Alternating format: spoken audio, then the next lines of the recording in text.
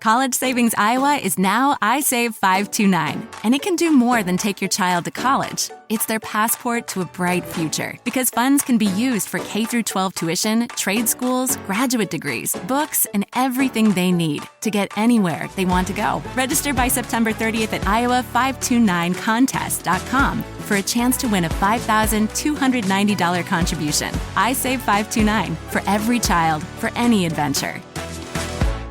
At Nutrafol, we don't just help your hair, we help your body grow it. Because it's never just about your hair. It can be your job, or your deodorant, or your lunch, or just normal life. That's why our whole body approach targets the key root causes of hair thinning. Discover your root causes and why we're the #1 dermatologist recommended hair growth supplement brand at Nutrafol.com. That's Nutrafol.com. These statements have not been approved by the FDA. This product is not intended to diagnose, treat, cure, or prevent any disease paid for by Nutraceutical Wellness, Inc. The following podcast may contain discussions supported by science that may be considered dangerous to some listeners and conspiracy theorists. Discretion is advised. The Three Down Greencast is brought to you by Lucky Bastard Distillers, Saskatchewan's premier distillery, and by the Pile of Bones Brewing Company, brewed in the heart of Regina. Welcome to the Three Down Greencast. You are listening to the internet's only parking lot etiquette podcast. I am Joel Gasson with John Fraser as usual, and oh boy, do we have some things to get to, as it was yet another Labor Day Classic between the Saskatchewan Roughriders and the Winnipeg Blue Bombers, as what was a pretty back and forth wild game got even kookier in the final few minutes, where Brett Lowther just about won it on a 30-yard field goal, probably a 60-yard field goal, sorry, just needed a few more yards, or if he was facing the other direction, I think he might have made it, because there was a pretty good breeze going that way. Or if he was, I actually got several people texting me asking if I had taken over the Three Down Nation Twitter account, saying that if he was Sergio Castillo, he also would have made it. Yes, but I don't think there were too many other kickers in the league who would have made that kick with that strong, with a decent wind going that direction, at least. No, I don't think it affected the entire kick, because we only really noticed it on kickoffs for the most part, where like the ball was really traveling high that way, but the flags weren't moving a whole lot on the goalposts, because I think they're just kind of at ground level. Yeah. So it's when the ball gets up in the air is when it kind of gets a little screwy. So that's why he almost sort of made it, despite not it just getting completely knocked down. I thought, like, it's funny, like I went from full celebration mode, being the Bombers fan that I am, to going, oh shit, to going, oh shit, because it looked good, like, especially watching on TV. Well, that's what I heard from people watching on TV. They used, like, the end zone camera, so you didn't see the depth of the kick. You just saw, like, if he had the leg, that thing was split right down the middle. Oh, and 100%. And I feel like the TSN cameraman, whoever they were, did an excellent job of, like, backing out last second to really build the tension, because you're right. You see it off the right foot, you think it's good, and all of a sudden it's like, oh no, there's like from the press box. I knew, like, pretty soon, like, no, that wasn't going to make it. But the whole time I was standing up there, because, like, at that point in the game, it's gotten so crazy I can't sit down. No, of and course. I'm like, he doesn't have. Like, I understand why they had to try it, but Brett just doesn't have that leg. No, sorry. No. Sergio Castillo, he is not. No, then he's probably one of the few kickers that probably make that kick. I mean, Boris Beatty has the leg, but he'd kick it into the left hand stands or something. So it would be like kicking. It would be like college kickers on NCAA 25. Yeah. So that is not really the point of the episode. We will talk about the biggest issue facing this team right now, which is the defense. We are going to talk about the hit on Miles Brown and the comments once again from Winnipeg Blue Bombers president Wade Miller. And then we will look a little bit ahead to this week's Banjo Bowl with the question, is this now a must-win game? Ooh, spicy. But in the rarity of times, John actually came to the table with something to discuss on this episode. So since he can better describe this story than I can, since it involves him and his lovely wife, Lacey, I will let him now take over from here. Thank you, Joel. Okay, so Lacey and I run to the grocery store in advance of the Labor Day Classic. We were heading to her mom and dad's, grabbing a dessert, the usual kind of things a person does. I am driving our minivan. We park at the grocery store. Okay? Park, Lacey and Maya run in, they come back out. The way ahead of me is clear. There's nobody in the spot directly in front of me. So, as it can sometimes be a little hard to back a minivan out, I'm like, I'm just going to pull right ahead. And then somebody else decides that they are going to pull into, and quite aggressively, I might add. It's not like the old, like, turn on the blinker and wait. They quite aggressively claim the spot, as it was a premium spot right near the front of the grocery store, okay?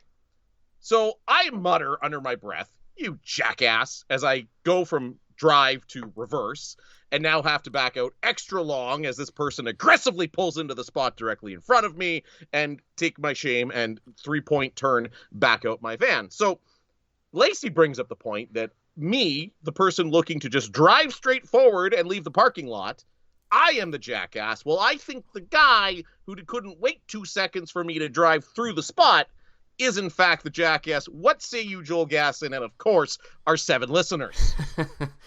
I'm gonna side with Lacey on this one. I think overall, like, if I have to pick one person, I'm gonna lean more towards you. Okay. Because one, there is the line. You're probably not really supposed to drive over that, I assume. Fair. Two, yeah, like, I mean, it can be difficult to see who's coming from where. So I think there is a bit of mutual jackassery all around here. In, like, actual fairness, like, you probably shouldn't be pulling ahead. They probably shouldn't be pulling in so aggressively. Right. But at the end of the day, if there's an open spot, most people are going to start going into it, and it can be difficult to tell if a car, especially were there lots of cars parked around you? Yes, like, this is one of the, like, we literally had the spot, like, directly beside the handicap spot, so this isn't like in the back end of the parking lot. This is like if you're doing a quick run in and out and grab your last few snacks for Labor Day, this is the spot you want. So there were other vehicles around, yes. So I could see why for the person on the other side it could have been difficult to see whether you were coming or not. Naturally. But once you saw I was coming, like, there was a moment of eye contact where they could see I was pulling out and they just kept going. Like, I don't think if I put this in, I think they're doing a little kissy of the bumpers if I don't put this thing in reverse. So I still think I'm in the right, because I think you can just wait the 2 seconds. Like, I know if I see somebody doing the pull through, as somebody who is a shitty parker, great driver, shitty parker, I'll be the first to admit it, especially in my 2 fairly large vehicles. Especially since you got the truck, because, I mean, you know. Oh, yeah, that truck. That's how truck drivers park, right? Oh, yeah, exactly. Right. That's what we do. In fact, I should be up on the curb. I should be taking up 2 spots and definitely driving forward. So I leave it to you, our 7 listeners. If we had a Twitter account, this is where we put out a poll. But I feel like that other guy was the jackass. And I'm sure they're probably a decent person, a good human being, but it was enough for me to utter the term jackass. So if that person has to be one of our 7 listeners, you yourself are not a jackass. It was just a jackass move. Oh, I'm just hoping now it actually is someone that listens to this show. And we can get their side of the story. Then I would 100%, well, like, we would be interviewing them next week. Oh, 100%. That would 100% be the open. Okay, this parking situation, what happened here? So feel free to chime in at Fraser PXP on the Twitter. I refuse to call it by its other name until Elon refers to his own kids by their real names. Or what's your handle again? It's at jgasson_21. Yes. Done. Yes. So yeah, I think right now it is currently sitting at 2-1 towards John being the jackass. And well, fair. I mean, Lacey's votes probably count for the most if we're being fair.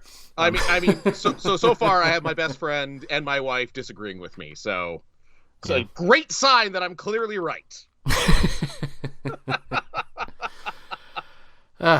Neither of us were really right about the riders last week heading into the Labor Day Classic. And I think a lot of people, not only on the outcome, but it was a weird offensive explosion of a game from 2 teams who looked pretty inept offensive coming into that game. So we will talk about the Labor Day Classic, the Banjo Bowl, and a whole lot more. But John, for the Pile Bones Brewing Company, what is in the glass this week?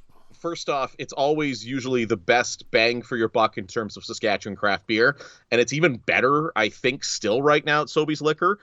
Black Bridge Brewery is on, like, Bananas Land sale right now. I got 4 Wheat Burst for $11.99. I think I got 4 IPAs for $12.99. So leftover from Labor Day is one of those wheat burst. As summer seemingly fades, it is the perfect summer beer. And stealing from Lacey because she disagrees with me about the parking situation, one of her lucky bastards Saskatoon berry iced teas. They do appear to have stock again. We haven't talked to Bryce. I was supposed to see him tonight, but kids getting in the way of that. But it looks like the shortage is over because I've seen it at the last couple stores I've been to. Yes, yeah, there's some around. We've kind of sort of done the thing, but not completely. I too picked up a Blackbridge mixer pack a couple of weeks ago. Nice. And there was a Suedo Lager still in my fridge. Admittedly not my favorite Blackbridge brew, but still easy drinking and quite crushable. But yeah, not usually my go-to. Oh, that's fair. The IPAs, like this batch of the Blackbridge IPA seems to be a little lighter. If that makes any sense. Like, I know I'm having a wheat burst tonight, but I had, and maybe it's just because the vibes were right, and I had smoked some pork belly, and it was Labor Day. Awkward pause. I wasn't sure where that was going. No. I had smoked some meats, and went over for the Labor Day Classic, and I was just dummying the IPAs, which I normally don't do. So I'm not sure if it's more crushable or if I was just in the most crushable of moods as I typically get on Labor Day Sunday. I'm gonna go with the latter rather than the former. Oh, certainly. I mean, anybody that knows me knows I love my beers and football and Labor Day, and smoked meats, of course. The Riders probably might have gotten smoked on Sunday, had weirdly enough, had Zach Collaros not gotten injured in that game. And we will talk about the play that led to him leaving that game in a bit. But yeah, I tweeted it during the game. When 2024 Winnipeg Blue Bombers are shredding you offensively, like they did for much of that first half, that's a concerning sign. Oh, 100%. And it's not just in a way, and like this isn't like just a one-off bad game. I mean, arguably 3 of their last 4 games, the defense has been the issue. Like, they were really good against Ottawa, obviously, and the weather helped in that case a little bit, kind of slow down the offenses. But, I mean, they got slashed against Edmonton along the ground. Yes. If not for luck, quite frankly, on getting 3 goal line stops against Toronto, they lose that game easily by at least 2 or 3 scores. Yes. Because, I mean, they still got to the 1 a bunch of times. They still got to the 1 4 times. You can't... You can't just brush that aside because they made the stop. No, and you made that point because I'm like, what are you talking about? They haven't been that bad. They came up with those 3 goal line stops. You're like, John, they got to the 1. Yeah. Oh, right. Yes. It's not like, I mean, the one time maybe the Riders turned it over nearby, but for the most part, the Argos drive down to the 1, and there's usually a good number of chunk plays in there to get at that time as well. And then we saw last week, I mean, the Riders did the thing you should generally do against the Bombers, though there's one important part that they were missing. They did shut down Brady Oliveira, but Zach Collaros decided to remember who he was and throw for over 200 yards in the first half. And I was texting you this, and I almost tweeted it, but I was trying to just enjoy the game with my family, especially because Connor decided at kickoff to turn heel. At this game, Connor has always been a Riders fan to align with Lacey, Maya, and his grandparents, and at kickoff he goes, I'm a Bombers fan now, so Max had to take off his shirt to give to Connor. I had to take off my jersey to give to Max, and I had the backwards hat. So I was taking it in, so I wasn't going to tweet it out. But anybody that's out there that says I'm a Zach hater, I consider it a Zach realist. Wow, his best game by far in about 2 years. He was getting the ball out quick. He was making the right reads, the deep reads. Like, everything was clicking for Zach Collaros, and that's the Zach Collaros you pay $600,000 for. He just hasn't been there much. So. Yeah, Zach rediscovered vintage form in that one, which, as a Bombers fan, was super encouraging to see. But as a Riders podcaster, it shouldn't be that easy because as a guy that's watched every single down of Bomber football for basically the past 6 years, 7, 8, 9 years maybe, whenever PVRs became a thing, it's been a long time since the Bomber offense looked that good. And I think that's less of a product of Winnipeg figuring it out and more of a product of Saskatchewan just being real bad on that night. Yeah, and I mean, we saw chunk plays again, as we've seen a number of times, and I think what was concerning was, I mean, the Bombers were without Stanley Bryant Jr., who while not at the, elite level he once was at left tackle, is still pretty good. Oh, 100%. And it was still, an improving offensive line for the Winnipeg Blue Bombers. Yes. And the Riders only managed 1 sack in the game. They got a little pressure at times, but for the most part, we know what makes Zach Collaros crumble, and that's pressure in his face. Right. So why there were as many 3 and 4 man rushes, I don't know. It's every second down, pretty much you got to be blitzing on this guy. Yeah, and that's how you beat him. And I mean, I maybe that's because they were worried about Oliveira. When the Bombers' offense is at their best, you're so scared of Brady that... Yeah, I mean, for a bit, sure, but eventually CFL teams, if after a quarter aren't able to run the football, they're basically just going to stop trying. And that's pretty much what happened in that game. 100%. Brady Oliveira only had 12 carries, right? Yeah. Streveler had 7, but again, most of that was because Streveler likes to scramble. So it just seems like maybe they were hyper-focused, but... what I see from people that are smarter than me was a lot of just soft zone coverage that allowed Collaros to kind of pick it apart. You weren't blitzing. I know a lot of people like to talk about the soft zone. The zone. I don't even want to call it the soft zone. The zone that they play works when you get pressure on the quarterback. Yes, because that's the whole point. If you play man to man, you got to be a little more. It's hard to play man to man, so I understand why a lot of teams don't do it because you need to have the horses in the backfield to do it.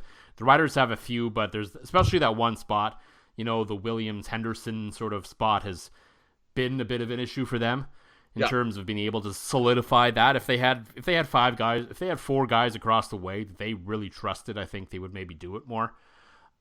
Which I think against Winnipeg, would have worked because, again, the whole way that you make Zach Collaros bad is you play a zone, but you get that pressure. Mm-hmm. So Zach looks to a receiver, locks in, makes eyes with him, sends hearts through his eyes, then finally decides to throw, and then you're able to have somebody that he doesn't really see come underneath and make a play, which was not happening at all on Sunday. No, not at all. He was only intercepted the one time. And it wasn't even really, it was kind of a weird pick. I don't remember exactly, but it was just it's concerning. And this is supposed to be the bread and butter of this team. The offense isn't without its issues. I mean, they basically probably only really got going offensively. They were fine in the first half. They were good enough of an offense in the first half to win a football game. They got rolling in the second half because they got the ball a lot more, just because Winnipeg basically couldn't do anything. Yeah. Because your take on, Chris Streveler learning to throw in the NFL has obviously gone completely up in flames. It certainly has. And I can tell you that there are people that I talk to in Winnipeg media that agree with that and have been like, no, dude, I've been at practice. Yeah, you're wrong. So if he has to play this week, that'll be interesting to see how that goes. But single wing, just like Iowa. Let's go. So, I mean, did that play a role in the offense getting back into it? Maybe. But, I mean, I think overall the offense performed at a level we sort of expect them to. It was certainly an improvement over the week before against Toronto, which is probably all you can ask for them. They just needed, they didn't even need to completely shut the door on the Bombers. They just needed another stop or two in that first half, and they probably win that game. Or if Mario Alford doesn't try to grab that one that bounces over his head. But again, that's like the week Lowther missed 4 kicks. It's a very simplistic thing to say that obviously this doesn't happen, they win the game, and in this situation you could make that theory, but everything happens differently from then on out regardless, so who knows. The whole butterfly effect, if you will. Yeah. The classic Ashton Kutcher movie. Mm-hmm. So, and just to clear it up, because I know people are still having some confusion around it, the knee he took in the end zone on the kickoff, even if he let the ball roll through the end zone now, that is still a rouge. It has been for a couple of years. So the rouge was going to be applied regardless there, so that was not a mistake by Mario Alford. No, tipping it off his hands and not knowing where it went afterwards was. And it's funny because, I get it. In retrospect, obviously he just should not have put his hands up. Right. But in the moment, in the moment, your instinct is to try to catch the football. Obviously, absolutely. Well, right. And that's it. And I mean, too, I think you're trying to catch the football because even if you're able to just catch it and go down, you're getting the ball, at least your 10, 12-yard line. Let's face it, if that ball goes over his head, I think he was thinking worst case scenario, Winnipeg, you're getting it to the 1 or 2, and at least you've got a chance. But yeah, that was just a great special teams play there by Nick Hallett as well, getting all the way down. The punt was absurd. Like, it was a hooker, and it landed in a right spot just to make an absolutely ridiculous bounce that you just don't see in the CFL that often. Right. Unless you watch Winnipeg football, because he's been known to do that a few times. So, but it's one of those. I remember talking when, things were going well. And I remember being on this very platform and saying, well, it's good that they don't need a defensive score to win. They don't need a Super Mario return to win like they have in previous years. And dare I say it, they're almost back to that point because of the other mistakes they're being made. I wish that the CFL.ca would track drops. Yeah. Because it seemed like, to me, every single time the Riders had a chance to build some momentum, there was just a flat-out drive-killing drop. Like, there's been a few, yeah. Like, it seemed to happen 2 or 3 times. Again, I'd had about 7 beers, so I don't remember the specifics, but it seemed like every time there was a play that could have changed some momentum, it was like, oh crap, there's another like flat-out drop by Bain, or it just, like, the offense was good, but I feel like you make 1 or 2 more plays and you're doing what you do every Labor Day to Winnipeg. So, right. I mean, the 2-point conversion, if Trevor Harris doesn't get locked into his pre-snap read, there may be a chance. I mean, no disrespect. I mean, that was a hell of a play by Jones, the linebacker. Like, he read that perfectly and made the right. That was a hell of a defensive play more than anything. That's what I'm going to give credit to on that play more than anything. But Trevor did get caught a little bit too, and I think he knew it.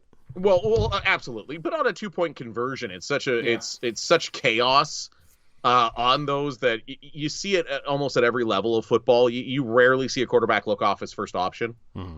Right? Like, no matter, whether you're watching college, NFL, CFL, it's like, okay, they're going for 2. That quarterback's basically, you're expecting the receiver to make a play. The defensive player made an even better play, and that's what happened there, right? Like, yeah, I mean, and the Rouge put them in that spot, so. Because of my boy Sergio! So and a 60-yard field goal, too, to add, or 57 that he absolutely nailed. Oh yeah, it just made it look easy. Cool as that direction was with the wind, so of course it looked easier than normal even. I had to text him after that one. I did fire Sergio a quick text with A, the fact that Connor had turned heel, and B, saying, hey man, congrats on the win. And he's like, oh, thanks for the love. I'm like, no, thank you for hitting a 57-yarder in a Rouge, dude. Like, well, and it's the interesting thought that I brought up, and I kind of thought it at the time when the Riders were down 12 and they scored the touchdown to go down 6. Yes. I had the thought in my mind because I'm like, okay, I am like 80 to 90% certain that the Bombers are probably going to kick at least 1 more field goal this game. Yeah. It's Sergio. So, of course they are. I was like, in my head, and I think I even said it on Twitter, I was like, okay, you're down 6 right now. Why not go for 2?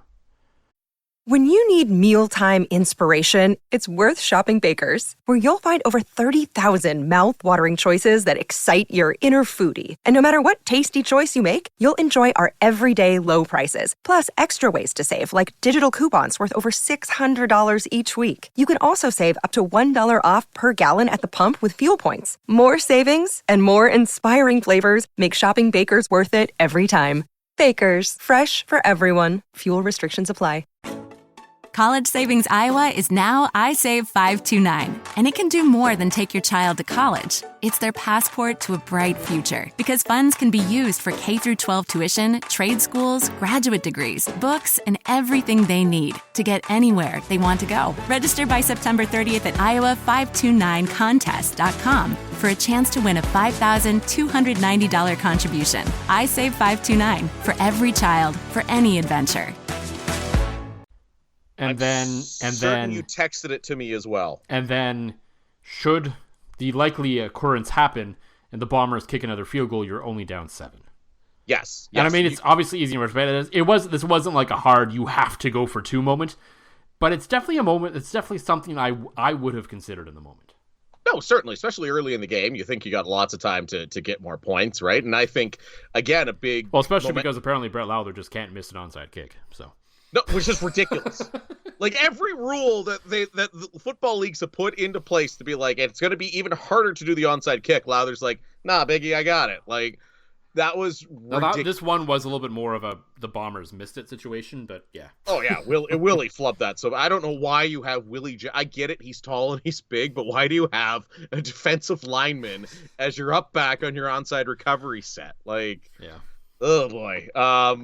But I agree with you. And you texted me at the time, like they should have gone for 2. I'm like, well, of course. I thought they were going to, right? Like, especially Labor Day being such a game of momentum. Like, it was really fascinating when the Bombers were absolutely putting the screws to the Riders in the first half. Yeah. On the broadcast, hearing Paul Lapalisse basically said, it's dead in here. Yeah. Well, and like a bunch of us in the press box all said to each other, I thought for sure they were going to get booed there. Right. And they didn't, because it wasn't a particularly good end of the half. Things were kind of spiraling again, and it looked like they were going to get the shit kicked out of them. And, I mean, had Zach Collaros stayed in the game, I think they might have. So I was kind of surprised, and then my thought was, ooh, if people aren't angry, is this bad? Now, I think they may have done enough in the second half to, like, draw people in for at least another week, but right. They need to turn this around fast, or I don't know. I don't know if there's going to be enough anger left in people after the last few years. Well, I think you're right, because this is still a team that has not won a game after Labor Day in 3 years. Well, maybe this year they've just gotten all their losing done before Labor Day. Because again, you said it, and I don't remember if you and I were texting or were texting with Greg from Piffles, but you basically said, like, at the core, like, the 5-1 start has been deceptive. Yeah. I mean, like, within, give or take a game or two, the record is probably about what it should be. Roughly. Well, we go back to when you essentially picked every single game to start the year. I don't know if they're going to get to 10-8 now, but I mean, 9-9, 8-1, or whatever the hell. Like, it's pretty close enough, right? Like, I mean, or even if they finish with 8 wins, I mean, that's kind of within the range of where I thought they would be. Right. They've just gone about it in a very strange way. Well, and I think too, had they been going like 1-1, 1-1, 1-1, 1-1 all the way down to this point in the season, I think most people would be like, yeah, that's probably what they are. Right? Right. Instead, you go 5-1 and now 5-1, and people are going, they're starting that hand is hovering over that big red panic button. Mm-hmm. And it's not like it gets easier too, because this West Division this year, the good news for them is they do have Calgary twice. So yes, and I think we've universally decided, especially after watching Calgary lately, that they might be the worst team in the league right now. Yeah. I mean, they were on the 3 Down Nation Power Rankings this week. So Right. And I think that's a fair assessment. I don't think Jake Mayer has turned out like I was watching the end. I just caught the end. Like, literally, I tuned in to that Edmonton-Calgary game when Gino Lewis fumbled forward and they ran it down to the wall. Like, I couldn't have timed that. It's like when I watched Boise State in the Fiesta Bowl. You just tune in at the right time, right? So I think there is hope there, and I think there's even borderline hope of a crossover after watching all the games this weekend. I mean, Toronto refuses to close that door. So. Oh, and I mean, to me, Toronto looks a lot worse with Chad Kelly than they have before. I mean, Toronto's got a real tough run of games coming up here.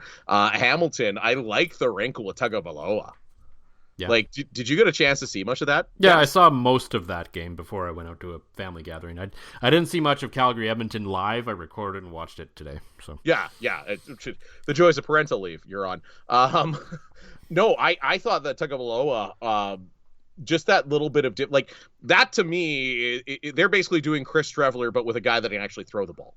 Yeah, and is not just large, but is actually fast too. No, exactly. Like it reminds me of the line in Superbad. He's the fastest kid alive, and I love the fact that Scott Milanovich, for all the wrongs he's committed this year, basically signs this kid and goes, "You're an athlete, sure. Here you go. Here's like 3 simple plays we're going to run you in and out of that basically give such a different dynamic." So I don't think Hamilton, they won't be a pushover. Their defense is still very Chris Jones though, and that's 2024 Chris Jones, and that'll remain their Achilles heel. So, but for the chaos of it all, and because Chad Kelly is an unequivocal piece of shit, and credit to the Hamilton fans for chanting "No means no." Oh, that was great. Yeah. I like the fact that a lot of Hamilton fans had it on their shirts. Mm-hmm. because I heard some signs got confiscated, but shirts are, you can't tell somebody to take their shirt off, right? Like, don't be a Chad, no means no. Like, just great stuff from the Hamilton faithful. So, gotta be Ticats fans all the way around. So, hopefully they have come up off the mat like The Undertaker has. But this whole season, like, this is wild now, right? Like, Saskatchewan's biggest advantage. I think there are 2 wins against Calgary in there, but I think unless you're winning Banjo Bowl, I don't know what else there is there. And I think you have to go in and win the Banjo Bowl now. Yeah. And I mean, like, mathematically, they probably don't technically have to, but I think just in terms of the vibes around the team and like they feel, I think it was brought up on the Green Zone postgame show, like they feel kind of like Edmonton at the start of the year right now, where they're in these games and there's just a few dumb things that are happening that are preventing them from winning. Oh, certainly. And if those things start to break, it feels like it could turn the other way again. Right. So I think it has to start this week at the Banjo Bowl. And I know that is difficult. I'm not personally optimistic that they're going to win the game, but at the same time, as we talked about last week, they are kind of due for a win in Labor Day. I mean, at Banjo Bowl, and if there's any addition of the Bombers that they could potentially beat in the Banjo Bowl in recent history, it should be this one. Oh, certainly. Despite the advances, especially if Zach Collaros isn't playing, though it sounded like it was precautionary, but they haven't practiced yet, so we'll see. Right. Well, and the fact with Zach, like I know he had his shoulder pads off, but the fact that he still had like his lower gear on, to me said in an emergency he was going back. Well, if he was actually like super concussed or something was wrong, he probably wouldn't have come back out at all. So. No, certainly, and definitely not like still with his like pants and cleats and everything on. Like, so, you know, like I think, like if they don't win this week, I think full on the panic button. It's already kind of half pushed and needs to be fully pushed. Yes. Because if you just want to go like, yes, I know mathematically things could still turn around and stranger things have happened in this league, but if you want to just go off vibes right now, I mean, obviously Winnipeg, we all know, is trending in the right direction. It feels like BC had their get-right game where at least, I still don't trust their defense, but at least we know their offense can now outperform their defense enough to win football games. Yes, and they have a very easy schedule the rest of the way. Yeah. And Edmonton is obviously trending in the right direction. They score points like crazy as well. So they're going to be tough competition. And who knows what the Argos actually are. But again, the crossover door, though I still feel kind of is unlikely, is still technically open. Certainly. But it has to start this week. I think for the sake of the morale around the team, not necessarily even the fans, but just the players, the whole organization just needs a win, especially a big win on the road in a Banjo Bowl like this, I think would completely change, you know, the vibes and the feel of everything for this team right now. And if they lose, it's going to be tough. It's going to be tough. Well, and especially because now the narrative comes up, if they lose, that this is still a team that hasn't won after Labor Day in 3 years. Yeah. And hasn't beaten anyone besides like Hamilton and a Chad Kelly-less Toronto, essentially. Yeah, no, you're absolutely right. Or tied an Ottawa team in a monsoon, right? Like, to me, their best performance of the year might be that Ottawa game. Mm-hmm. Because, again, Ottawa looks legit this year, which is awesome for the fans in Ottawa. Like, Ottawa being good is a good thing for the league, right? It's the same as Montreal being good is a good thing for the league, right? So, you're right about BC. I just looking ahead, like BC's schedule outside of a game against Montreal a week after they've clinched a playoff spot, it's looking pretty easy, right? You've got the door for the crossover. Like BC to me, it still has the inside track to get first, right? Yeah. Again, I don't think the Riders are going to rise back to the point where they're going to finish first in the West. It'll probably be Winnipeg or BC, but right. Yeah. As bizarre as we all kind of thought it would be, we're just getting there in a really weird way. Yeah. I mean, Saskatchewan and BC had the inside track and just completely slammed the door wide open and broke it off the hinges. So yes, and then BC had to basically go BC to the lost 5 games in a row. The Riders have decided to go winless in 6, and here we are. So yeah, exactly. And BC basically went, okay, we're going to spend all of the money to make sure we have a good team at home, which, by the way, awesome. I love to see it. The CFL has a luxury tax on a salary cap. Anyways, bring Betts in, bring Rourke in. That's what teams should be doing when you're hosting a Grey Cup game. Love to see it out of BC. Yeah. But of course, the big question, I think, for the Banjo Bowl now will be the status of Zach Collaros. Yes. He left that game after, of course, the high hit from Miles Brown. And Yet again, it's caused a conversation because anytime Zach Collaros gets breathed on, it becomes a conversation in Winnipeg. It certainly does. Across the league, mainly because their president, Wade Miller, has decided to chime in on the subject once again, like he did last year. Now, in fairness, last year's Pete Robertson headbutt was bad. Like that. Yes, that was 100%. That was not a football play. That deserved the attention it got. This year, it just felt like whining from Wade because, I mean, let's be real. Like, okay, number one, yes, it was a high hit. Yeah. It was flagged. It was a very weird situation where they called PI in the end zone. I'm not 100% convinced that was really PI, but regardless, they called it. So obviously that put the ball at the 1, so you can't really move the ball any further from there. So the roughing the passer call that was called on Miles Brown was essentially a free shot. Yeah, I mean, so unless you wanted to decline the PI to put on the roughing the passer, you could. But which I think would was be dumb. Translation. There were some people out there saying, "Oh, he wasn't flagged." No, he was flagged. It was just declined because do you take it at the 1? I think or you just give him 15? It doesn't have to be declined, but it's usually half the distance to the goal or 15 yards, whichever is greater, right? Whichever is the number they can produce, but you can't do anything at the 1 yard line. So exactly. It's not. This is not like the NCAA or NFL where they will like take it to the half yard line. Like the furthest. Even if they could, like. Okay, a half yard to hit a quarterback. Okay, I'll take that. Exactly. So yeah, he was flagged. I am 100% convinced he will be fined. It was appropriately handled by everyone involved. And for him to come out once again and talk about how they need to do a better job protecting quarterbacks in this league, and maybe they do, I don't know. Like, at a certain point, like, this is football. This is a fast-paced, violent football game where things happen. We could start ejecting guys. We could start suspending guys for 1 million years for hitting a quarterback. But it's not going to stop it. Things just happen. And I know there are a lot of people who think Miles Brown kind of turned into it and hit him with the head. I see enough of a shoulder dip where I think he's trying to hit him with the shoulder. He just didn't have time and it didn't work out, and he got him with the helmet. I thought, originally when I saw it at full speed, I thought he turned his head. That was my first I understand why people would think that. It's definitely a gray area. Yeah. I don't think it's like a full-blown 100% intent he meant to do this. But in slow motion. But again, intent doesn't matter. He did hit him in the head, so he was appropriately flagged. He will be appropriately fined. And hell, if they suspend him for a game, I'll be fine with that too. Well, and I think because of the optics of it, you need to. I mean, right? Yes and no. I mean, at one end, yes, had Wade Miller kept his mouth shut, maybe. But now if you give in and suspend him, you make it sound like you're trying to appease a team president. Well, and the only reason I say that, though, is because of the Drew Brown accident. Yeah. And we can call it an accident. That was just a fluke play. That was a weird thing that 100%, happened. 100%, right? But despite what Wade Miller wanted to say.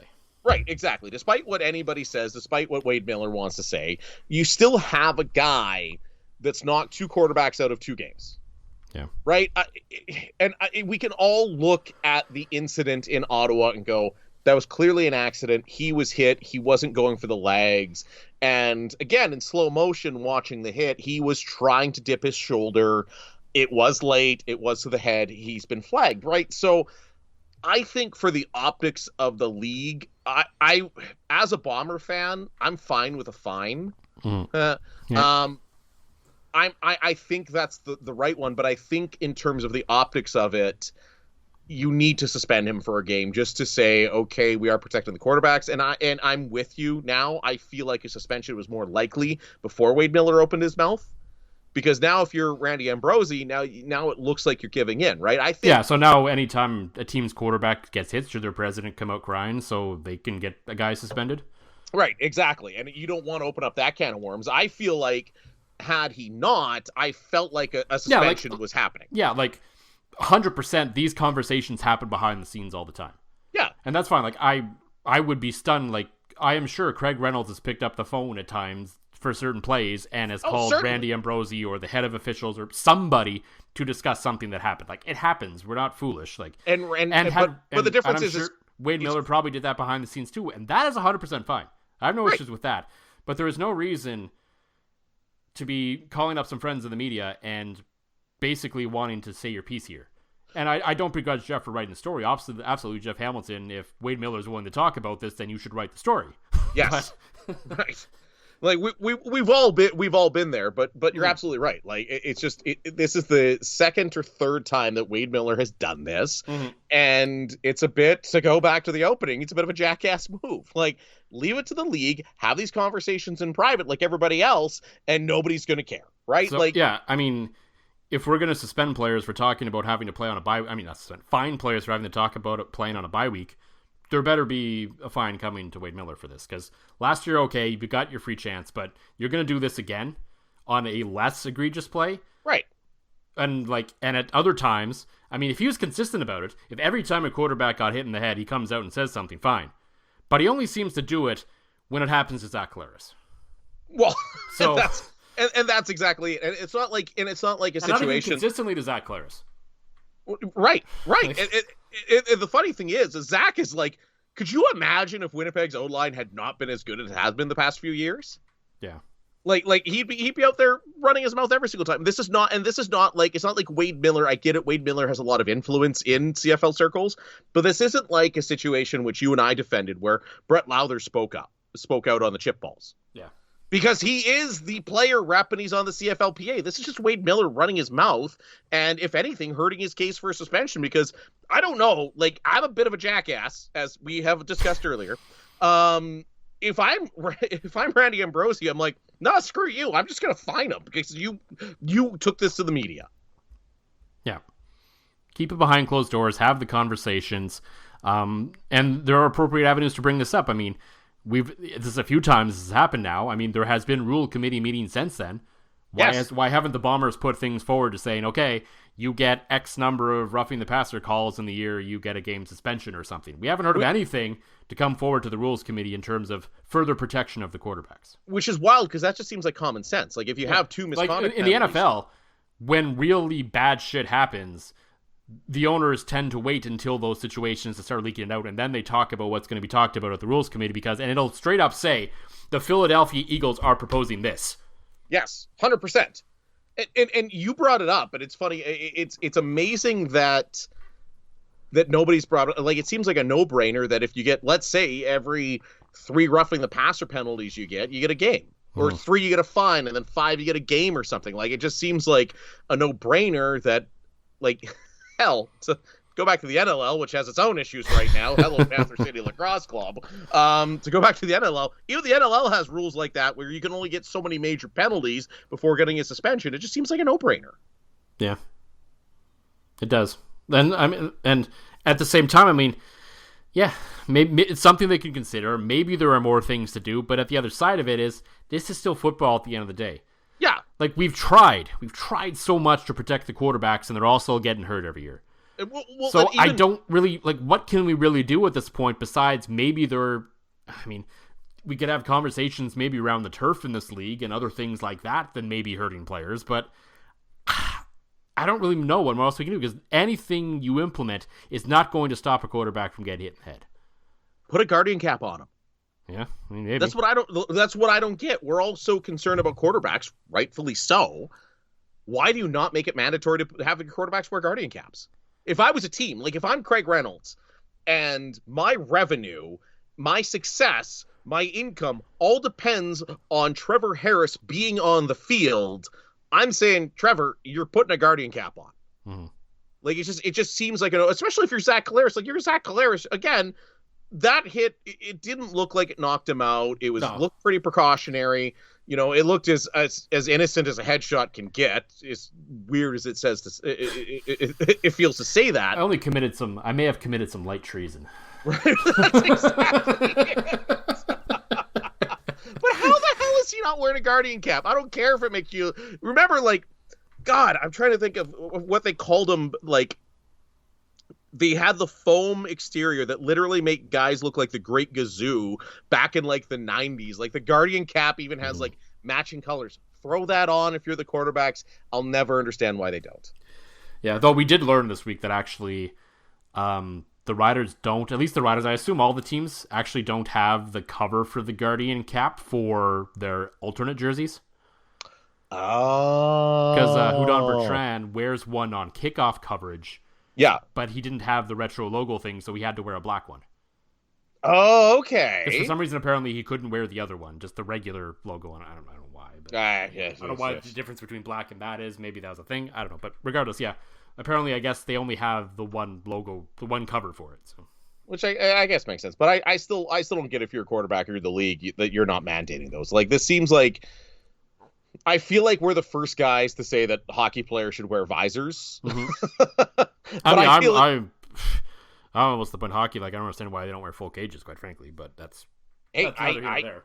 I put a full bird cage on because I can't go to work if I break my jaw. So I can't go to work, I can't do this podcast, and I can't drink if I break my jaw. So those are 3 big red flags. When you need mealtime inspiration, it's worth shopping Baker's, where you'll find over 30,000 mouth-watering choices that excite your inner foodie. And no matter what tasty choice you make, you'll enjoy our everyday low prices, plus extra ways to save, like digital coupons worth over $600 each week. You can also save up to $1 off per gallon at the pump with fuel points. More savings and more inspiring flavors make shopping Baker's worth it every time. Baker's, fresh for everyone. Fuel restrictions apply. College Savings Iowa is now iSave 529, and it can do more than take your child to college. It's their passport to a bright future, because funds can be used for K-12 tuition, trade schools, graduate degrees, books, and everything they need to get anywhere they want to go. Register by September 30th at iowa529contest.com for a chance to win a $5,290 contribution. iSave 529, for every child, for any adventure.